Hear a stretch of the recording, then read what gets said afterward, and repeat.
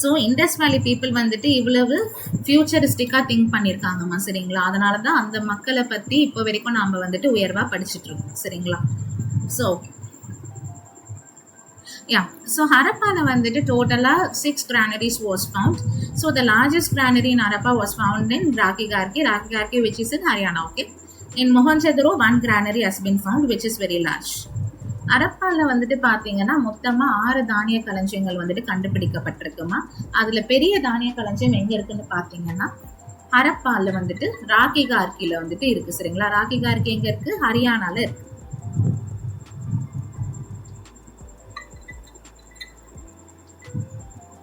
And மொஹஞ்சதாரோல வந்துட்டு ஒரு தானிய களஞ்சியம் வந்துட்டு கண்டுபிடிச்சிருக்காங்கம்மா, சரிங்களா? நெக்ஸ்ட் போலாம். நெக்ஸ்ட் மெஹர்கர் பத்தி பாத்திரலாம். So Mehergarh, which is in Pakistan, it was originated along Bolan River. So பாகிஸ்தான்ல இருக்கிற ஒரு சிந்துவெளி நகரம் தான் மெஹர்கர். போலன் நதிக்கரை அருகில தோன்றிய ஒரு நகரம், சரிங்களா? Mehergarh was called as early Harappa. It was called as early Harappa because of this following reason. Farming and herding was done there. Done there. This evidence was been founded out by the archaeologists. So மெஹர்கருக்கு வந்துட்டு முந்தைய அரப்பா அப்படின்ற மாதிரி சொல்லுவாங்களாம். ஏன் மெஹர்கருக்கு முந்தைய அரப்பா அப்படின்ட்டு சொல்றாங்கன்னு பார்த்தீங்கன்னா, மெஹர்கர்ல விவசாயம் மற்றும் மந்தை வளர்ப்புக்கான அடையாளங்கள் கண்டுபிடிக்கப்பட்டிருக்கு. அது என்ன விவசாயம்னா உங்களுக்கு தெரியும், அக்ரிகல்ச்சர். மந்தை வளர்ப்பு அப்படின்றது வந்துட்டு ஆடு மாடுகள் வளர்ப்புமா, சரிங்களா? ஆடு மாடு கோழிகள் இந்த மாதிரி வந்துட்டு அனிமல்ஸ் வளர்ப்பாங்க இல்லையா? ஸோ அதுதான் மந்தை வளர்ப்புன்னு சொல்லுவாங்க. அதுக்கான எவிடன்ஸ் வந்துட்டு அங்க கண்டுபிடிச்சிருக்காங்க. ஆதாரங்கள் வந்துட்டு தடயங்கள் வந்துட்டு மெஹர்கர்ல வந்துட்டு கண்டுபிடிச்சதா சொல்லப்படுது, சரிங்களா? அதனாலதான் மெஹர்கருக்கு வந்துட்டு முந்தைய அரப்பா அப்படின்ற மாதிரி வந்துட்டு சொல்றாங்க. நெக்ஸ்ட் தொலவீரா பார்த்துடலாம்.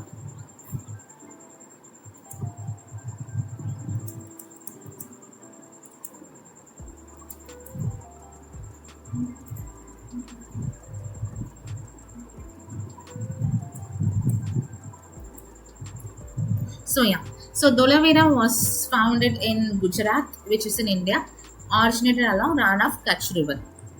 ஸோ தொலவீரா வந்துட்டு எங்க இருக்குன்னு பாத்தீங்கன்னா இந்தியாவில் இருக்கிற குஜராத்ல இருக்கு. ரான் ஆஃப் கட்ச் அப்படின்ற நதிக்கரை அருகில தோன்றிய ஒரு நாகரிகமா. ஸோ தொலவீரால என்ன கண்டுபிடிச்சிருக்காங்கன்னு பாத்தீங்கன்னா sign board was been found. In that sign board large sized letters were been inscribed. Okay, தொலவீரால ஒரு அடையாள பலகை கண்டுபிடிச்சிருக்காங்க. அந்த அடையாள பலகையில வந்துட்டு எழுத்துக்கள்லாம் பெருசு பெருசா பொறிக்கப்பட்டிருந்ததுன்னு சொல்றாங்க. அதாவது பெரிய பெரிய எழுத்துக்கள்லாம் என்ன பண்ணிருக்காங்க, பொறிக்கப்பட்டிருக்குன்னு சொல்றாங்க. ஸோ இந்த விஷயம் வந்துட்டு தனித்துவமான கண்டுபிடிப்பு தொலவீரால்.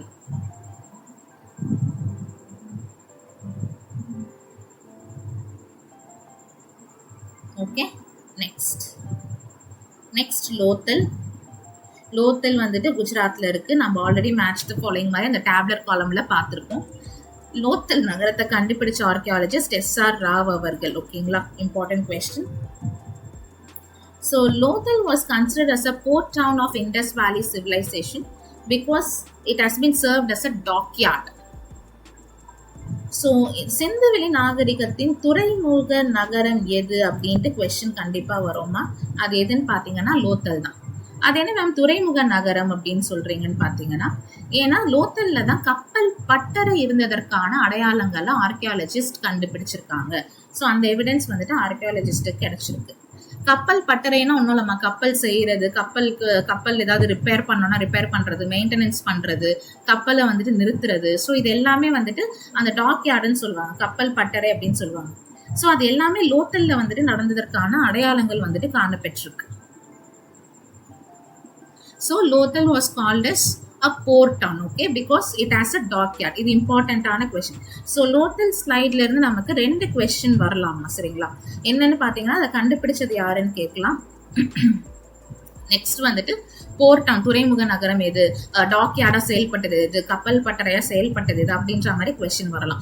இதெல்லாம் என்ன கொஸ்டின்ஸ் எல்லாமே அந்த லொகேஷனை தாண்டி நான் சொல்றேன். அதாவது லோத்தல் எங்க இருக்கு, யார் கண்டுபிடிச்சா அதை தாண்டி வந்துட்டு இந்த மாதிரி வந்துட்டு ஸ்பெசிஃபிக்கா அந்த கண்டுபிடிப்புகள்ல இருந்து உங்களுக்கு கொஸ்டின்ஸ் வந்துட்டு ரைஸ் பண்ணலாம்.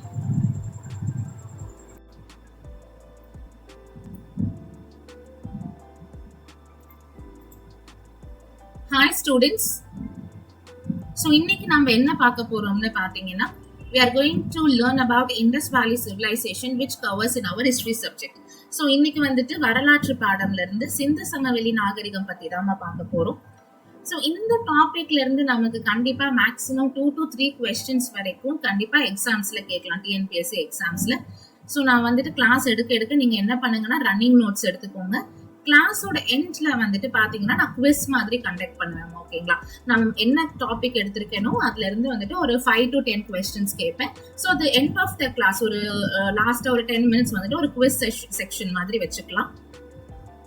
ஓகேங்களா, ஸோ டாபிக் எடுப்பேன், நீங்க வந்துட்டு நோட்ஸ் கண்டிப்பா ரன்னிங் நோட்ஸ் எடுத்துக்கணும். நெக்ஸ்ட் வந்துட்டு குவிஸ் இருக்கும்.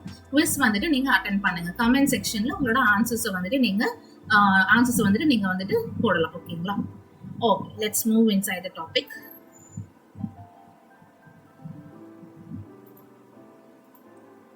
So Indus Valley Civilization அப்படின்னு பொறுத்த வரைக்கும் என்னெல்லாம் சப் டாபிக்ஸ் இருக்கு, நம்ம எந்த ஒரு ஆர்டர்ல படிக்கணும் அப்படின்றதும் வந்து நான் கொடுத்துருக்கேன். எந்த வரிசையில படிக்கணும் அப்படின்றதும் வந்து நம்ம பார்த்துக்கிட்டா நம்ம அதுக்கேற்ற மாதிரி நம்ம ப்ரிப்பேர் பண்ணிக்கலாமா, சரிங்களா? So first, important 4 civilizations of the world. உலகில் தோன்றிய முக்கியமான 4 பாரம்பரிய நாகரிகங்கள் என்னென்ன அப்படின்றது வந்துட்டு நம்ம பார்க்க போறோம். சிந்துவெளி நாகரிகம் பத்தி தான் நம்ம ரொம்பவே டீட்டெயிலா பார்ப்போம். இருந்தாலும் உலகத்திலேயே வந்துட்டு பாத்தீங்கன்னா வந்துட்டு இம்பார்ட்டண்டா வந்துட்டு ஒரு இண்டஸ் வேலி சிவிலைசேஷனோட சேர்த்து ஒரு 3 other சிவிலைசேஷன்ஸும் வந்துட்டு சொல்லுவாங்க. ஓகேங்களா, சோ அது என்ன அப்படின்றது வந்துட்டு பாத்துக்கலாம். எந்த ஆண்டு, எந்த நதிக்கரை அருகில தோன்றிய ஒரு நாகரிகம், it originated along which river. So இந்த மாதிரி பேசிக்கான டீடைல்ஸ் எல்லாம் வந்துட்டு நம்ம பாத்துக்கிட்டா போதும். நெக்ஸ்ட், கால வரிசைன்னு சொல்லப்படுற டைம் லைன், இண்டஸ் வேலி சிவிலைசேஷன்ஸ் டைம் லைன். ஓகேங்களா, சோ சிந்துவெளி நாகரிகமுடைய பயணித்த பாதைகள், அதோடைய காலம் என்ன, கால வரிசையெல்லாம் வந்து பாத்துடலாம். சிந்துவெளி நாகரிகத்துடைய அறிமுகம், நெக்ஸ்ட் அதோட எல்லைகள். ஓகேங்களா, அதாவது north, south, west, east borders இருக்கும்லமா. சோ எந்தெந்த எல்லைகள் அப்படின்றது வந்துட்டு நம்ம பார்க்க போறோம். Next, cities of Indus Valley civilizations and the unique discoveries in each place. சிந்துவெளி நாகரிக நகரங்கள். ஓகேங்களா, சிந்துவெளி நகரங்கள்லாம் என்னென்ன நகரம், அது எந்த இடத்துல இருக்கு, எந்த நதிக்கரை அருகில தோன்றிய ஒரு நகரம், அந்த நகரத்துல வந்துட்டு சயின்டிஸ்ட்லாம் வந்துட்டு என்ன புதுசா வந்துட்டு வித்தியாசமா வந்துட்டு கண்டுபிடிச்சிருக்காங்க. இந்த விஷயங்கள்லாம் நம்ம வந்துட்டு பாக்குறது இம்பார்ட்டன்ட். சோ உதாரணத்துக்கு வந்துட்டு பாத்தீங்கன்னா ஹரப்பா எடுத்துக்கிட்டீங்கன்னா, ஹரப்பால நகர திட்டமிடல் அப்படின்னு சொல்லுவாங்க. ஓகேங்களா, அங்க கட்டப்பட்ட வீடுகளா இருக்கட்டும், அங்க இருக்கிற வீதிகளா இருக்கட்டும், எல்லாத்தையுமே வந்துட்டு ரொம்பவே ப்ராப்பரா திட்டமிட்டு கட்டியிருப்பாங்கன்னு சொல்லுவாங்க. ரொம்பவே ப்ராப்பரா வந்துட்டு பிளான் பண்ணி கட்டியிருப்பாங்க அந்த காலத்து மக்கள், சரிங்களா? சோ அங்க இருக்கிற ட்ரைனேஜ் சிஸ்டம், தானிய களஞ்சியம், கிரானரிஸ், சோ இதெல்லாமே வந்துட்டு ஒரு யூனிக்கான டிஸ்கவரி, தனித்துவமான ஒரு கண்டுபிடிப்புன்னு சொல்லப்படுதுமா. சோ இதெல்லாம் என்னென்ன அப்படின்றது நம்ம டீட்டெயிலா வந்துட்டு பார்க்க இருக்கோம். நெக்ஸ்ட் மொஹஞ்சதரோ அப்படின்ட்டு எடுத்துக்கிட்டீங்கன்னா, மொஹஞ்சதரோல வந்துட்டு நிறைய விஷயங்கள் புதுசா கண்டுபிடிச்சிருக்காங்க. ஓகேங்களா, யூனிக்கா த கிரேட் பாத்ன்னு சொல்லப்படுற பெரிய குளியலறை கண்டுபிடிச்சிருக்காங்க, கிரானரிஸ், தானிய களஞ்சியம் கண்டுபிடிச்சிருக்காங்க, நிறைய சிலைகள் கண்டுபிடிச்சிருக்காங்க. மற்ற டான்சிங் கேர்ள் ஸ்டாச்சு, நடன பெண் சிலை, ஒரு ராஜாவுடைய சிலை, இந்த மாதிரி விஷயங்கள்லாம் வந்துட்டு தனித்துவமா மொஹஞ்சதரோல வந்து கண்டுபிடிச்சிருக்காங்க. இந்த 2 சிட்டிஸ் இல்லாம மெஹர்கர் பத்தி பார்ப்போம், அம்ரி பத்தி பார்ப்போம், கார்டிச்சி, தொலவீரா, லோத்தல், சுர்கோட்டடா, பனவாலி, காலிபங்கன், ராக்கிகார்கி. சோ இதெல்லாம் பார்த்துட்டு லாஸ்டா சில ஜெனரல் ஃபேக்ட்ஸ் வந்துட்டு பார்ப்போமா. ஓகேங்களா, அதாவது அந்த சிந்துவெளி மக்களுடைய சமூக வாழ்க்கை எப்படி இருந்தது, அவங்களுடைய சமயம் எப்படி இருந்தது, அவங்க என்ன தொழிலை வந்துட்டு பின்பற்றினாங்க, என்ன ஆக்குபேஷனை வந்துட்டு அவங்க ஃபாலோ பண்ணாங்க, ஸோ அவங்களோட சோஷியல் லைஃப் எப்படி இருந்தது, இந்த விஷயங்கள்லாம் பார்ப்போம். லாஸ்டா இப்படி ஒரு பாரம்பரிய மிக்க மக்கள் எப்படி வீழ்ந்து போனாங்க, எப்படி அழிந்து போனாங்க, how was their decline. So இந்த விஷயங்கள்லாம் நம்ம டிஸ்கஸ் பண்றதுக்கு இருக்கோம், சரிங்களா?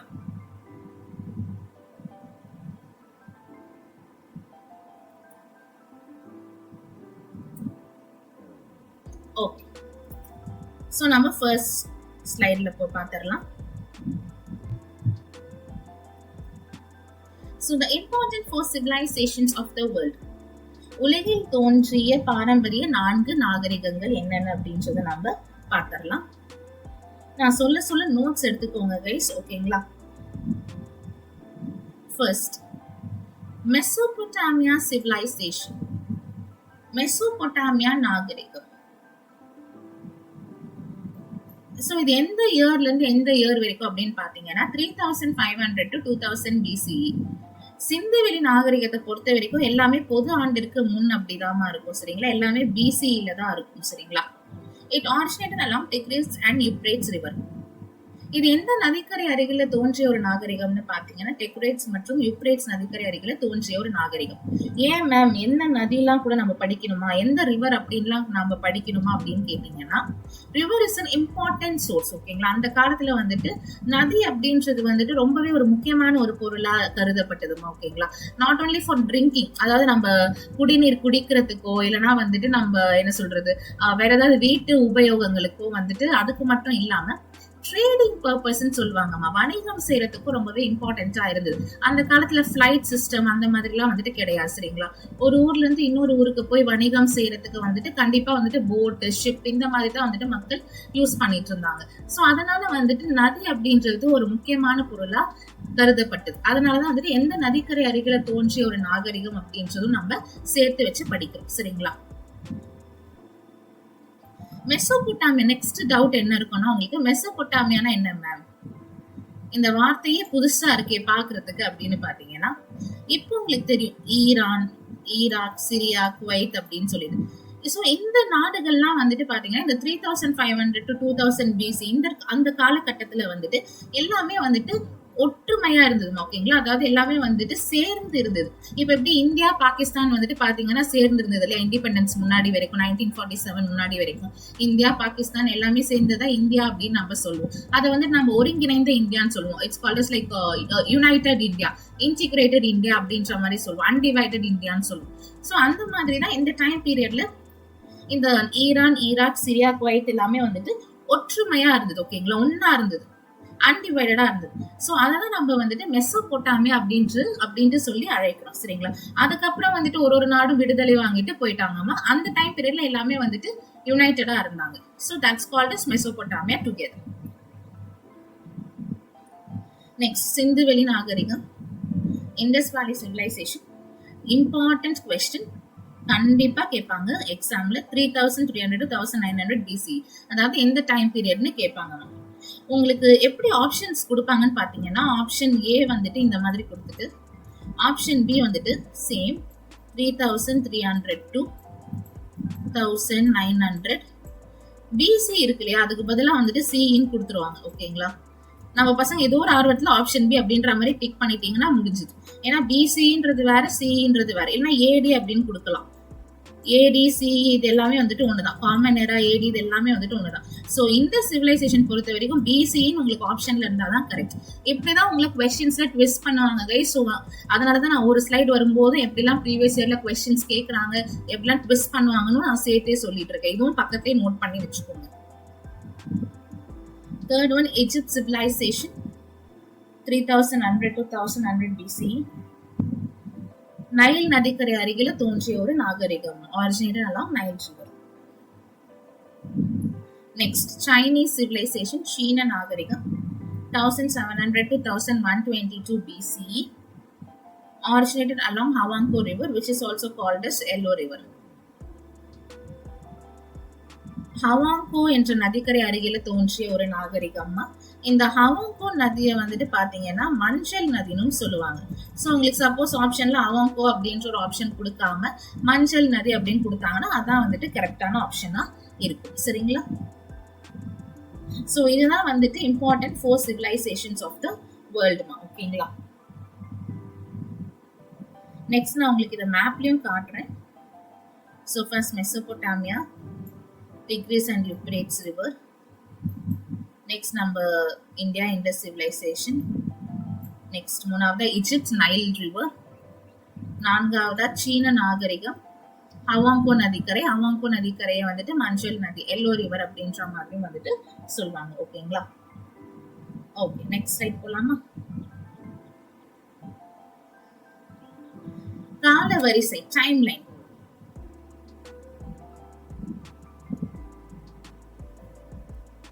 ஆக்சுவலி வந்துட்டு பாத்தீங்கன்னா நம்ம நெக்ஸ்ட் டாபிக்ஸ்லாம் போகும்போது இந்த குப்தாஸ், டெல்லி சுல்தான்ஸ், முகல்ஸ்லாம் வந்துட்டு போகும்பொழுது நிறைய இயர்ஸ் வந்துட்டு படிக்கிற மாதிரி இருக்கும்மா. ஓகேங்களா, நிறைய வருடங்கள் வந்துட்டு மனப்பாடம் பண்ற மாதிரி இருக்கும்.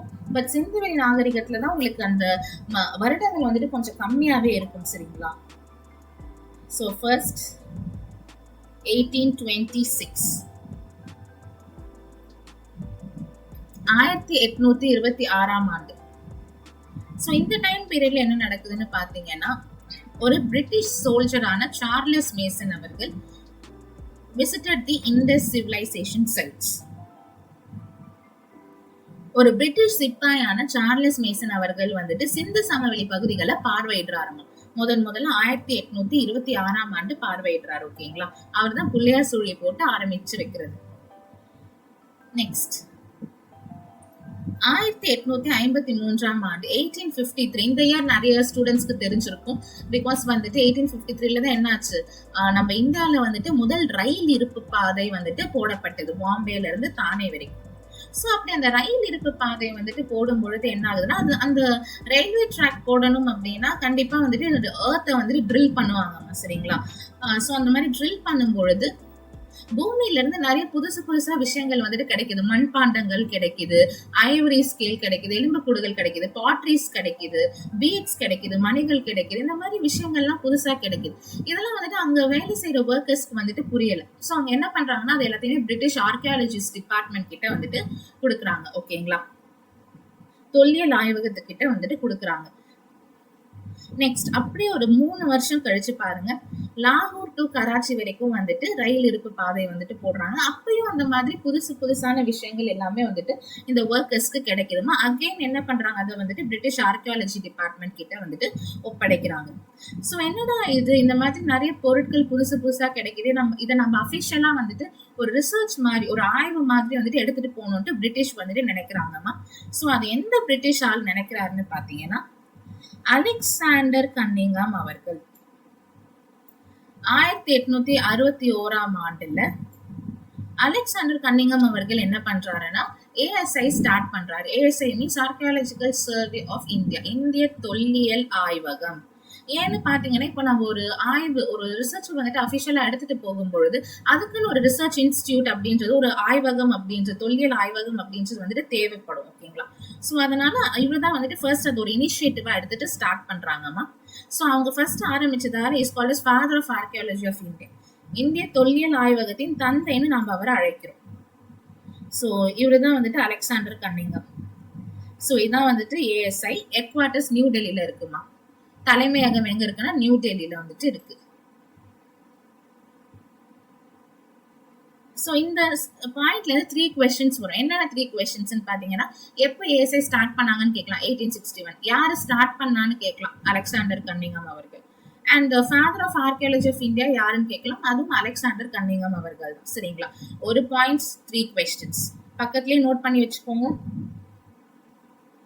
ஓகே, நெக்ஸ்ட் இது இம்பார்ட்டன்ட்மா. 1921ல ஆர்கியாலஜிஸ்ட் தொல்லியல் ஆய்வகத்துல வந்துட்டு வேலை செஞ்சுட்டு இருந்த ஒரு ஆர்கியாலஜிஸ்ட் இவர். ஓகேங்களா? தியாராம் சாஹினி டிஸ்கவர்ட் ஹரப்பா. சிந்துவெளி நாகரிகத்திலேயே முதல் இடமான ஹரப்பாவை வந்துட்டு நான் கண்டுபிடிச்சிட்டு வராரு. யாரு? தியாராம் சாஹினி அவர்கள் 1921ஆம் ஆண்டு. அப்படியே நெக்ஸ்ட் இயர் 1922ல ஆர்கியாலஜிஸ்ட் எஸ்டி பானர்ஜி என்ன சொல்றாருன்னா, சிந்துவெளி பகுதியில 2வது இடமான மொஹஞ்சதரோவை நான் கண்டுபிடிச்சிட்டேன், 2வது இடத்தை நான் கண்டுபிடிச்சிட்டேன், அதுக்கு பேரு மொஹஞ்சதரோ அப்படின்னு சொல்லிட்டு எஸ்டி பானர்ஜி அவர்கள் வராங்க. ஸோ உங்களுக்கு கொஸ்டின்ஸ் எப்படி கேட்பாங்கன்னா, ஹரப்பா எப்போ டிஸ்கவர் பண்ணப்பட்டதுன்னு கேட்கலாம். ஓகேங்களா? 1921 யாரு டிஸ்கவர் பண்ண, எந்த ஆர்கியாலஜிஸ்ட் டிஸ்கவர் பண்ணாருன்னு கேட்கலாம். தியாராம் சாஹினி தான் வந்துட்டு டிஸ்கவர் பண்ணது. நெக்ஸ்ட் மொஹஞ்சதரோ யாரு டிஸ்கவர் பண்ணா, எந்த வருடம் அப்படின்ற மாதிரி உங்களுக்கு கொஸ்டின்ஸ் வருமா. ஓகேங்களா? ஸோ இந்த ஸ்லைட்ல இருந்து நம்ம வந்துட்டு பாத்தீங்கன்னா ஒரு 3 to 5 கொஸ்டின்ஸ் கிட்ட நம்ம வந்துட்டு பாத்துக்கலாம். இந்த ஸ்லைட்லயே எல்லா கொஸ்டின்ஸுமே வந்துட்டு ப்ளீஸ் எழுதி வைங்க கைஸ், பக்கத்துலயே எழுதி வைங்க. நான் ஸ்டார்டிங் சொன்ன இந்த 3 பாயிண்ட்ஸ் வந்துட்டு நோட் பண்ணிக்கோங்க. இது எல்லாமே வந்துட்டு ஒரு ஸ்டோரி மாதிரி வந்துட்டு நீங்க எடுத்துக்கோங்க. ஓகேங்களா? இந்த பாயிண்ட் ரொம்ப இம்பார்ட்டன்ட். அண்ட் லாஸ்ட் 2 பாயிண்ட்ஸ் வந்துட்டு இம்பார்ட்டன்ட் ஓகேங்களா. இயர்ஸ் அண்ட் எந்த ஆர்கியாலஜிஸ்ட்னு அந்த நேம் வந்துட்டு உங்களுக்கு கேட்கலாம். அண்ட் இன்னொன்று ஹெட் குவார்ட்டர்ஸ் கேட்கலாம் ஓகேங்களா. இது ஆர்கியாலஜிக்கல் சர்வே ஆஃப் இந்தியாவோட ஹெட் குவார்ட்டர்ஸ் என்ன அப்படின்னு கேட்கலாம். நான் ஆல்ரெடி சொல்லியிருப்பேன், தலைமையகம் வந்துட்டு நியூ டெல்லி தாமா. சரிங்களா. ஓகே, நெக்ஸ்ட் ஸ்லைட் நம்ம பார்க்கலாம்.